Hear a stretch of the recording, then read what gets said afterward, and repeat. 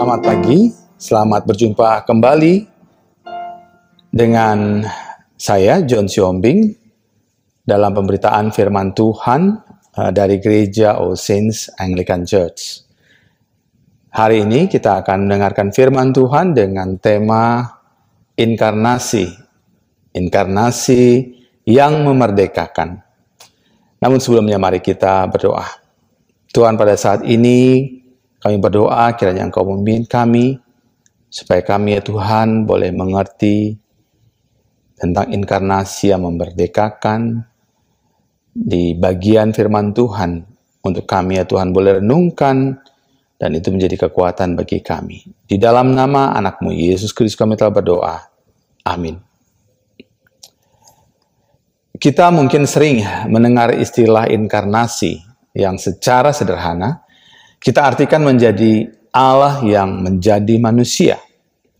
Hal ini mungkin tidak bisa dijelaskan sejauh pemikiran dan apa yang bisa dilakukan oleh manusia seperti saya dan semua yang mendengarkan pemberitaan firman Tuhan hari ini.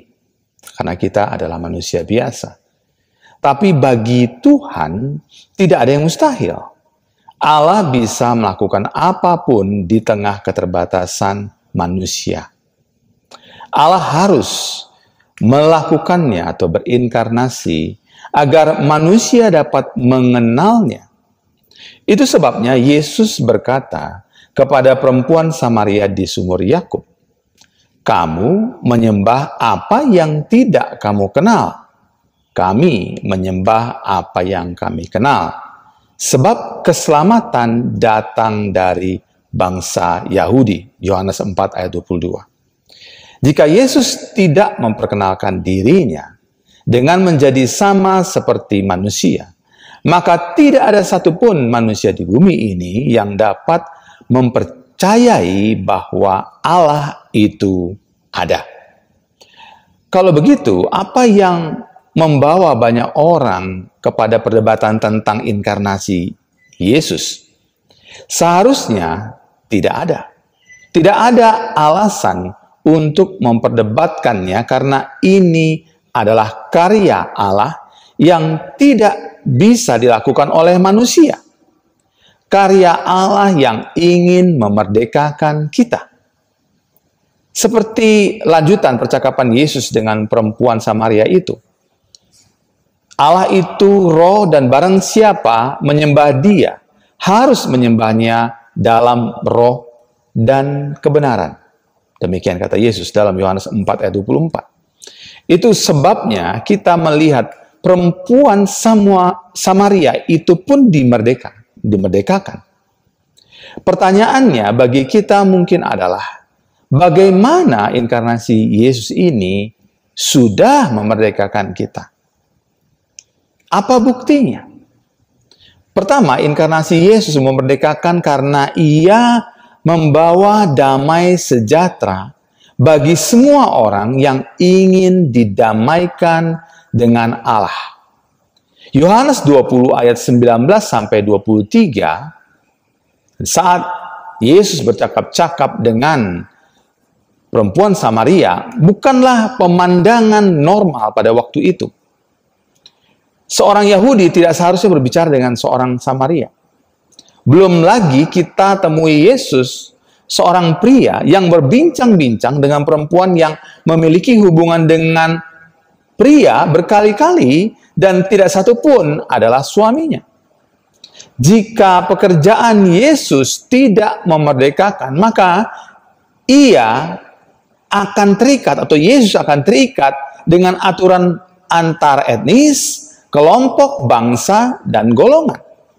Tapi ternyata Yesus tidak demikian. Ia mengubahnya sejak Ia memulai percakapan dengan wanita Samaria itu. Hal ini tentunya mengingatkan kita akan sejauh mana inkarnasi Kristus sudah hadir dalam hidup kita, terlepas dari hal suku, kelompok, daerah, dan bangsa. Lihat sejauh mana kita membuka diri untuk bergaul ataupun sekadar bercakap-cakap dengan orang-orang di sekitar kita. Kita harus jujur dan terbuka jika kita masih menetapkan perbedaan yang disembunyikan bersamaan dengan perasaan kenyamanan kita sendiri. Semua itu bisa terjadi karena kita tidak memandang diri sama dengan orang lain seutuhnya. Sebagai manusia yang telah berdosa dan sama-sama membutuhkan Yesus yang kasih-Nya tanpa batas itu. Pengalaman inilah yang perlu kita lalui dan ingat sehingga kita tidak membelenggu diri saat Ia atau Yesus sudah datang berinkarnasi untuk memerdekakan kita, untuk membawa damai bagi kita dan sesama. Hal yang menarik lain tentang damai sejahtera ini tidak serta-merta selalu dirasakan oleh orang percaya dan yang mungkin sudah mengklaim diri telah dimerdekakan Kristus. Pada peristiwa kebangkitan Yesus, para murid-murid berkumpul di suatu tempat dengan pintu yang terkunci karena mereka takut kepada orang-orang Yahudi. Yohanes 20 ayat 19. Inkarnasi Yesus yang membawa damai sejahtera tidak dirasakan saat Yesus dianggap tidak bersama lagi dengan mereka, dengan para murid. Pekerjaan Yesus tidak diartikan sebagai pekerjaan Roh Kudus, sebagaimana Yesus telah memerdekakan perempuan Samaria itu. Damai sejahtera sepertinya tidak tampak lagi jika Yesus sudah tidak ada. Atau kita sudah percaya bertahun-tahun yang lalu, tetapi kita tidak lagi saat ini mengalami damai sejahtera itu. Inkarnasi Yesus belum diartikan sebagai kehadiran Yesus melalui Roh-Nya saat ini. Tanpa Roh-Nya atau tanpa Roh Kudus, para murid tidak memiliki damai sejahtera yang tinggal dan memperlengkapi untuk pengutusan mereka yang membawa pengampunan dosa melalui Yesus Kristus. Bagaimana seseorang menyampaikan damai sejahtera bagi orang lain sementara dirinya belum dimerdekakan dan memiliki damai sejahtera dengan Yesus sendiri? Jadi keberlangsungan inkarnasi Yesus yang terjadi dalam hidup orang percaya itu dilanjutkan oleh Roh-Nya. Sejak seseorang menyadari keberdosaannya, bertobat dan mengalami penyertaannya yang membawa damai sejahtera, baik di kala senang maupun susah, di kala pandemi ataupun bukan di kala pandemi. Inkarnasi Yesus yang memerdekakan dan memberi damai sejahtera itu berkesinambungan seiring Ia bekerja melalui Roh-Nya. Pertanyaannya, sejauh mana inkarnasi Yesus itu berlanjut membawa damai sejahtera melalui Roh-Nya dalam diri kita? Pekerjaan Yesus melalui kedatangannya ke dunia dan pekerjaan Roh-Nya akan membawa damai sejahtera Allah itu bekerja dalam diri kita. Dari dalam keluar. Yakni dari perubahan hidup kepada hidup yang mengubahkan orang lain.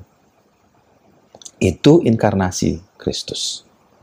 Dalam hidup kita, dalam hidup saudara dan saya. Yang kedua, inkarnasi Yesus memerdekakan kita untuk sepenuhnya menjadi hamba-hambanya. 1 Korintus pasal 9 ayat 19 sampai 23. Kendala membuktikan inkarnasi Kristus telah terjadi dalam hidup orang percaya adalah saat kita sudah bebas mau menjadi hamba untuk memenangkan sebanyak mungkin orang.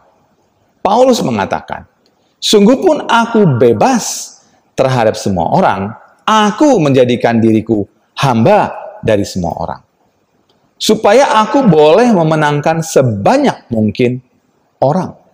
1 Korintus 9 ayat 19. Hal ini sama dengan pekerjaan Kristus yang bertujuan memerdekakan orang-orang yang berada di bawah hukum Taurat. Mereka yang terkungkung dengan dosa juga oleh hukum Taurat yang mensyaratkan mereka memenuhi tuntutan hukum Taurat untuk mendapatkan keselamatan. Jika kita hidup menjadi hamba yang merdeka, maka kita tidak hidup di bawah hukum Taurat. Kita terbebaskan karena kasih Tuhan untuk melakukan apa saja yang Tuhan inginkan dan bukan lagi apa yang manusia inginkan. Sebagai hamba yang merdeka, kita bisa menjadi orang yang lemah untuk menyelamatkan mereka yang lemah. Kita bisa menjadi segalanya untuk sesama karena kita hamba Kristus. Bahkan kita bisa menjadi orang yang lemah untuk menyelamatkan mereka yang merasa dirinya kuat. Suatu saat di perjalanan dalam kereta dari stasiun Kranji menuju Gondangdia, saya menerima telepon seorang yang bertanya tentang pertimbangan saya untuk 2 pekerjaan yang harus dipilih. Kita pun mungkin pernah mendapatkan pertanyaan serupa. Tentu kita akan berpikir mana yang lebih menguntungkan kita atau lebih cocok dengan diri kita. Tapi kita lupa bahwa dimanapun kita bekerja, Tuhan menempatkan kita untuk menjadi hamba-Nya yang membawa perubahan di tengah pekerjaan kita itu. Kita tidak lagi berbicara di mana Tuhan ingin membentuk kita menjadi saksinya. Kita tidak lagi berbicara tujuan Tuhan, tapi hal-hal yang terbaik untuk diri kita sendiri dalam pekerjaan yang kita pilih, di mana kita bekerja, dan yang lainnya. Inkarnasi Yesus adalah pilihan menjadi manusia. Apakah Tuhan bisa merubah segala sesuatunya, membawa orang-orang percaya pada kasih-Nya tanpa inkarnasi Yesus, kehambaannya? Karena ini penting sekali dalam memenuhi salah satu tujuan Tuhan menciptakan manusia, yaitu menjadi hamba-Nya. Adam kedua menggantikan Adam pertama. Kegagalan Adam menjadi hamba untuk taat pada perintah Allah digantikan oleh Yesus yang menjadi hamba untuk taat pada Allah sampai Ia harus mati di kayu salib. Di sini kita temukan Yesus yang mengosongkan dirinya, kenosis, dalam perwujudan sebagai manusia. Tantangan bagi kita saat ini adalah melihat sejauh mana pengosongan diri untuk menjadi hamba saat ini di dalam kehidupan kita, menjadi bagian hidup kita.